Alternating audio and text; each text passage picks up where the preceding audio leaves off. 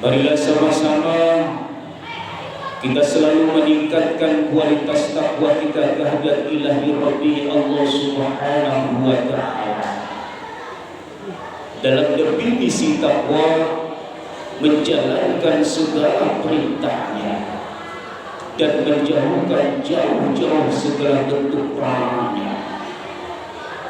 Mudah-mudahan dengan ketakwaan yang kita terus pelihara dan terus kita tingkatkan, kita semua menjadi orang-orang yang dimuliakan oleh Allah, menjadi muttaqin, menjadi orang-orang yang bertakwa dan orang-orang yang bersyukur.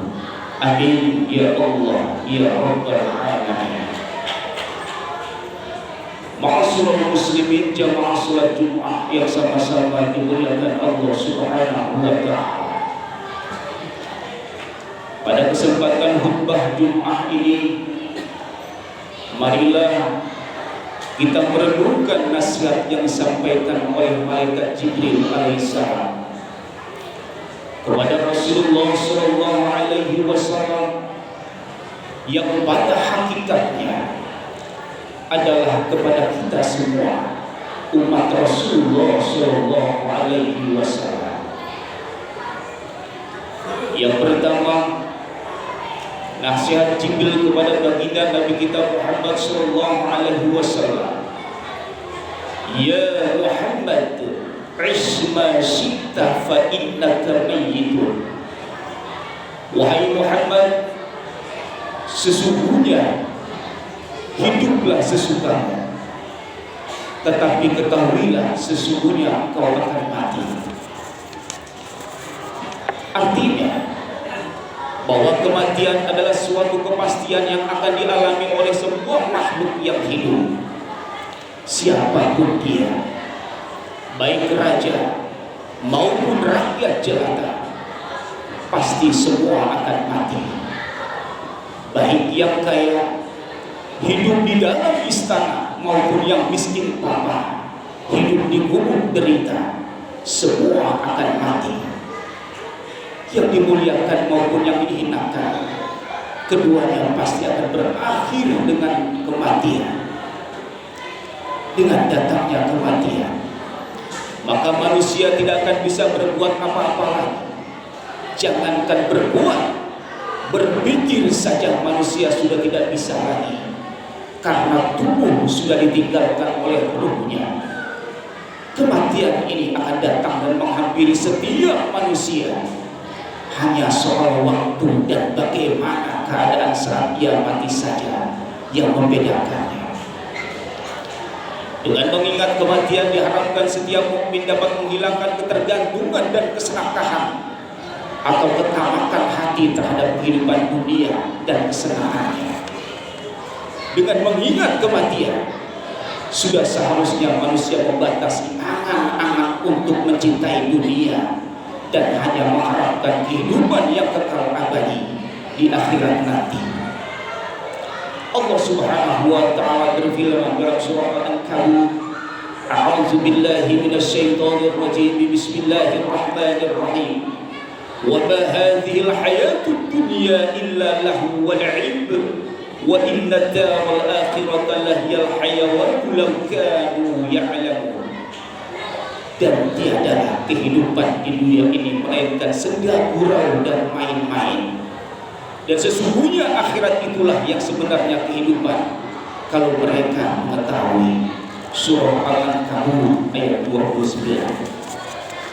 Dengan demikian, hendaklah setiap hamba mempersiapkan diri untuk menyambut datangnya kematian dengan cara menyiapkan diri dengan ibadah dan amal soleh sebagai bekal abadi. Nasihat yang kedua, malaikat Jibril kepada baginda kita Nabi Muhammad sallallahu alaihi wasallam, wa ahbib man syi'ta fa innaka mufariquh. Cintailah siapa yang kamu suka, tetapi ketahuilah sesungguhnya engkau akan berpisah dengannya. Manusia dikaruniai hati dan perasaan untuk saling berkasih sayang. Setiap orang dibebaskan untuk mencintai apa saja dan siapa saja yang di antara semua makhluk.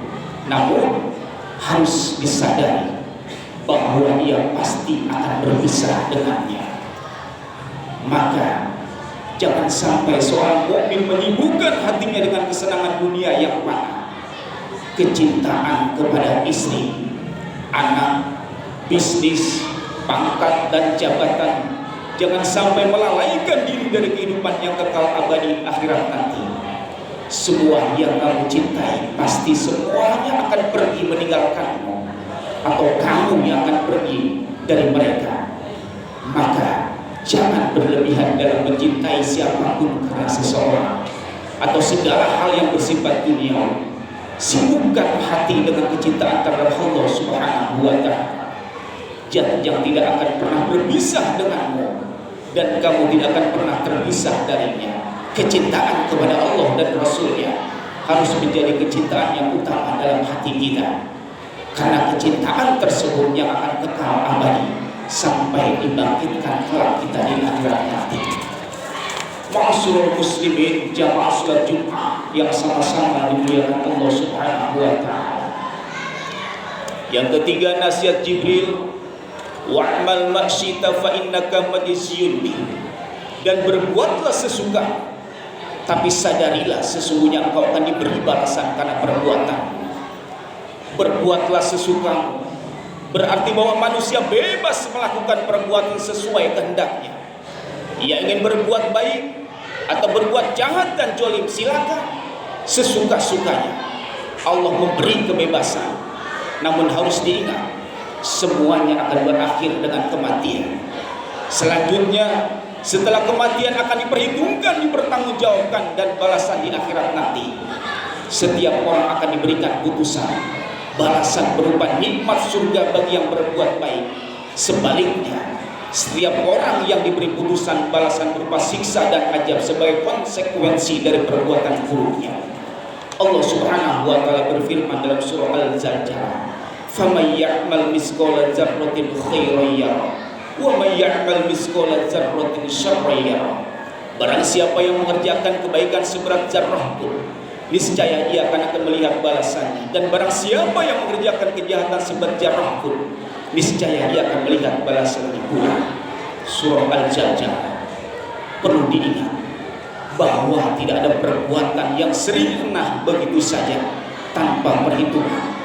Walaupun hanya menyingkirkan batu di jalan, pasti akan mendapatkan ganjaran dari Allah Subhanahu wa Ta'ala.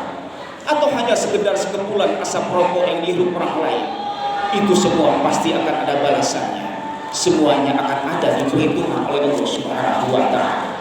Jadi alangkah baiknya jika akan melakukan sesuatu terlebih dahulu dipikirkan dan diperhitungkan dampaknya, berdampak positif atau malah berdampak negatif. Jangan sampai di akhirat nanti kita menjadi orang yang bangkrut, yaitu datang menghadap Allah dengan banyak amal kebaikan, tapi semua itu tidak bisa menutupi tuntunan atau tuntutan dari orang-orang yang kita sakiti, kita zolimi, hingga pahala kita habis, dan bahkan kita menanggung dosa dari orang yang kita sakiti, hingga akhirnya masuk neraka. Na'udzubillah summa na'udzubillah. Ketahuilah bahwa kemuliaan seseorang mukmin terletak pada akhlaknya. Kemuliaan seorang muslim adalah pada seberapa dekat ia dekat penciptanya. Maka janganlah sandarkan kemuliaan kita kepada harta benda, pangkat dan jabatan, dan segala hal yang berbau materi dunia. Mari kita sandarkan kemuliaan kita melalui taqarrub, mendekatkan diri kita kepada Allah Subhanahu wa Ta'ala. Kehormatan manusia tidak terletak pada aksesoris dunia. Kehormatan manusia berdasar kepada banyak sedikitnya harta, tetapi manusia terhormat adalah mereka yang mampu melepaskan diri dari segala jerat dunia. Kehormatan seorang hamba adalah ketika ia bersandar sepenuhnya kepada Allah yang maha memiliki segalanya. Semoga kita menjadi hamba-hamba yang selamat, hidup di dunia dan di akhirat, dan Allah masukkan kita menjadi hamba-hamba yang berserah diri hanya kepada Allah Subhanahu wa Ta'ala. Amin ya Allah ya